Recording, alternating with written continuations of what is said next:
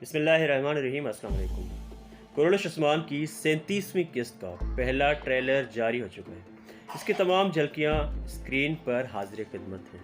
Viewers, इस trailer के मुतालिक बात करने से पहले 36वीं किस्त की थोड़ी बात कर लेते हैं। ये किस्त कुरलिश उस्मान के दोनों सीजन्स में से one of the best episodes रही है। इसकी मेन वजह ये रही है कि इसमें उस्मान दोबारा कुलुचैसार किला फतेह करने पहुंच जाता है।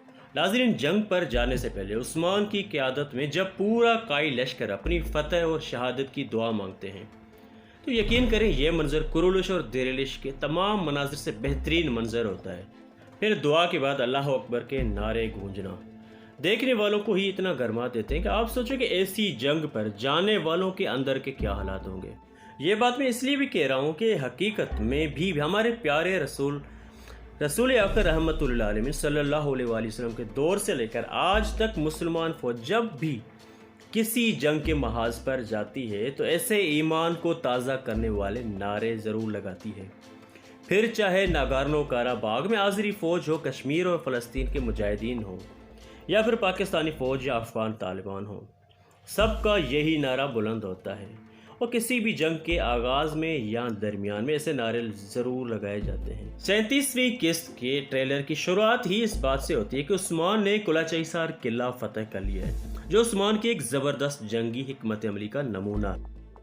आपने अगर हमारा ये चैनल अभी तक सब्सक्राइब नहीं किया है तो अभी इसको सब्सक्राइब करें, बेल आइकन पर क्लिक करें और वीडियो को लाइक ज़रूर करें। नाज़रीन, आप अगर सल्तनत उस्मानिया की हिस्ट्री पढ़ेंगे या पिछले जंगी महाजों की तारीख देखेंगे तो आपको समझ आएगी कि तब भी इसी तरह की जंगें चालें चल कर दुश्मन को हैरान और परेशान करके शिकस्त से दो चार किया जाता था।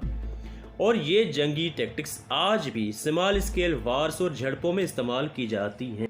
मैं उस जंगी टैक्टिक्स की बात कर रहा हूँ कि उस्मान ने किस तरीके से सबका ध्यान दूसरी तरफ लगाकर खुद किले में घुस गया, जिस पर बाज़ंतीनी, मंगोल, यावला, करसलान और खुद उस्मान के भाई और चचा भी हैरान और परेशान रह गए। व्यूअर्स, आपने देखा कि किस तरह कुलचैसार किले की फतह में गोख्तू और बुरान का कलीदी किरदार रहा। स्पेशली गोख्तू का किरदार सबसे अहम, और वो सीन तो ब्रेथ टेकिंग था।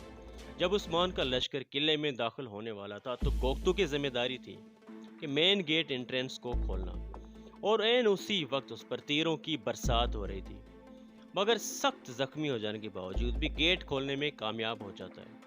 37वीं किस्त के इस ट्रेलर में वाज़े नजर आता है कि गोख्तू जिंदा और सेहतमंद है। अब इस किले की फतह से उस्मान को फायदा ये होगा कि एक तो तारगुन के बाप कुमान तुर्क सरदार उस्मान के अलायंस में आ जाएंगे, दूसरा ये कि इनेगोल किला की फतह के लिए भी अब राह हमवार हो गई है, जिसका जिक्र इसी ट्रेलर में साउची बे अपनी बीवी से कर रहा है। और मुझे पूरा यकीन है कि इसी सेकंड सीजन में किला इनेगोल भी फतेह हो जाएगा। मगर नाज़रीन, इन फतूहात से जहां पर उस्मान अपनी रियासत बनाने के ख्वाब के करीब आता दिखाई देता है, वहां इसके दुश्मन भी बढ़ते जा रहे हैं। अपना भाई साउची और चचा दुंदार भी अब उस्मान के खिलाफ साजिशें करेंगे, जिस तरह हमने देखा कि किस तरह लेना साउची को उस्मान के खिलाफ भड़का रही है। ठीक इसी तरह दुंदार भी अपने इस ट्रेलर में सरदार बनने का ख्वाब देखते हुए नजर आता है।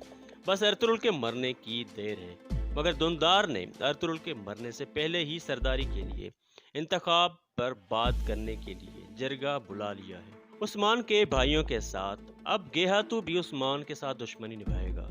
यकीनन आने वाले एक साथ में हम मंगोलों के खिलाफ भी उस्मान को बरसरे पैकार देखेंगे। मगर नाज़रीन, जिस तरह उस्मान कह रहा है कि जंगों में बदतरीन जंग अपने भाइयों के साथ जंग होती है, तो जो अपने दुश्मन बन जाएं तो उनको डील करना और भी खुले दुश्मन से ज़्यादा ख़तरनाक और मुश्किल होता है।